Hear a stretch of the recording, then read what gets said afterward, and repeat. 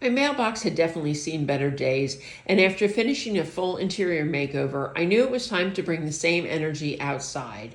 So I grabbed my Diggs gardening tools and got to work, turning this forgotten corner into a front yard feature. I purchased a new black mailbox and added our house numbers to each side. I constructed a base for the mailbox to sit on out of pressure-treated lumber and screwed the mailbox onto the base. I added a stained piece of pressure-treated lumber onto each side of the base. These boards would be screwed into the post. The whole post is a little crooked due to age, so to draw your eye away from that, I cut boards to the same length as the first board and attached them down both sides of the post. I tacked one board to the front to make sure all the other boards were even, and then I removed it. It was time to add the garden. Carrying my small tools and my Diggs waterproof bucket bag made it easy. I knew removing the grass from under the mailbox would take some muscle, so I put on my Diggs garden gloves to protect my hands. Using a spade, I cut the sod a piece at a time. This job is very time-consuming as you only want to take off the top layer of grass. Once the large pieces of grass were removed, I raked away any remaining grass and stone. The boards are dry. I attached them to the front and back, making sure they weren't too high so the mailbox could still open. I attached those with nails. I top dressed the new garden with garden soil, bringing it up to the same grade as the road. Now for the fun. Using my Diggs hand trowel, I dug a hole and planted each new flower. This trowel makes digging into the garden soil easy. The trowel has a serrated edge, which I use to remove the bottom compacted roots. This will ensure this plant will send out new roots into the soil. I use the garden cultivator to loosen the compacted roots of each plant.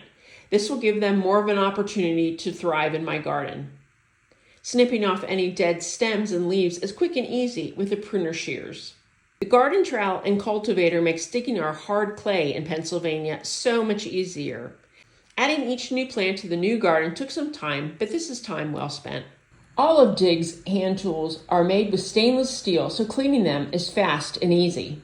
I watered the garden thoroughly and added a layer of mulch to the top to help keep that much-needed moisture in and the weeds out.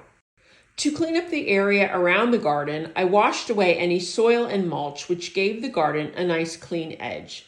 Back to the mailbox.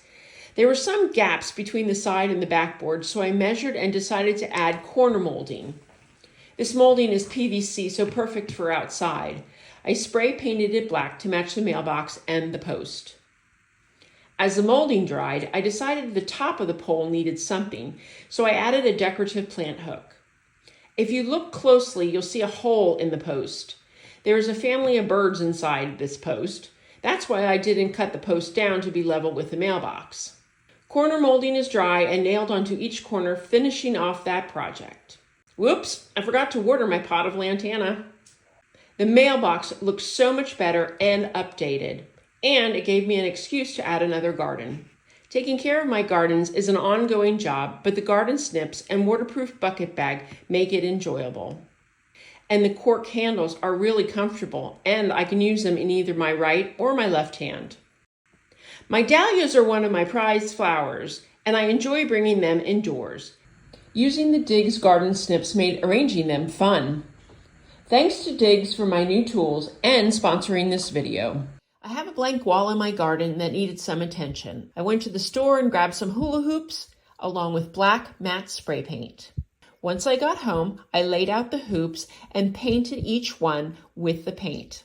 I sprayed each hoop with several thin layers of paint. I allowed each layer to dry completely before turning the hoops over to spray the other side. I love the matte black because it gives them the look of wrought iron.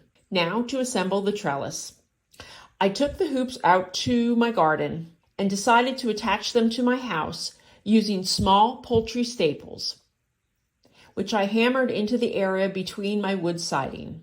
I then slipped a piece of pipe cleaner through the hole and attached the hoop, twisting the ends together. I designed my layout to fit the space by holding up each hoop and deciding where to attach it. Once the hoops were attached to the siding, I used black electrical tape to join the hoops together where they crossed over each other. Now to attach the plant. I chose a climbing rose named Lady Beard, which will continue to send out long stems, and in the spring, small white bunches of fragrant roses will fill the stems. To attach the plant, I carefully moved each stem, bundling some together, and following the curve of the hoop. I love the look of my new trellis, and it was so easy to make. It's lightweight, it's sturdy enough to hold the plant. And as the plant grows, I can simply add additional hoops. I hope this inspires you to build your own trellis today. I took the table apart, separating the glass from the metal ring. I had seen other people paint faux stained glass, and that was what I wanted to do with this little table. I decided on a picture of the sun and had it enlarged at Staples. Then I simply laid the glass on top of the picture, and it was time to get to work. For the lead lines, I mixed 2 parts white glue to 1 part black craft paint, mixing it right in the bottle. Using the picture as my guide, I outlined the sun. If I made a mistake, I simply wiped away the line and started again. It was that easy. I allowed the lead lines to dry overnight.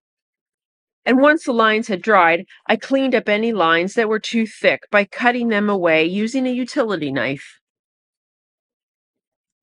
For the color, I added 3 parts clear glue to 1 part craft paint and mixed it well until it was the consistency of honey. I used a 1/2-inch flat brush to paint in each color. After the color was dry, if it was a little too light, I just added a second coat. Once the sun was painted, I painted the background using a 1-inch wide brush, then smoothed out the color with a smaller brush. Once the background color was dry, I added designs to each panel using a darker or a lighter blue. After allowing the glass to dry overnight, I gave the paint 2 coats of spray sealant. Now for the metal parts of the table. I used a medium grit sanding sponge to rough up the paint and sand away any rust. After wiping it clean, I painted the metal bright blue. I gave each piece 4 light coats of paint. The table looks great in our outside space, and friends can't believe that I painted it. We've had a few rainstorms, and the table looks as good as the day I completed it. I hope this inspires you to try faux stained glass for yourself.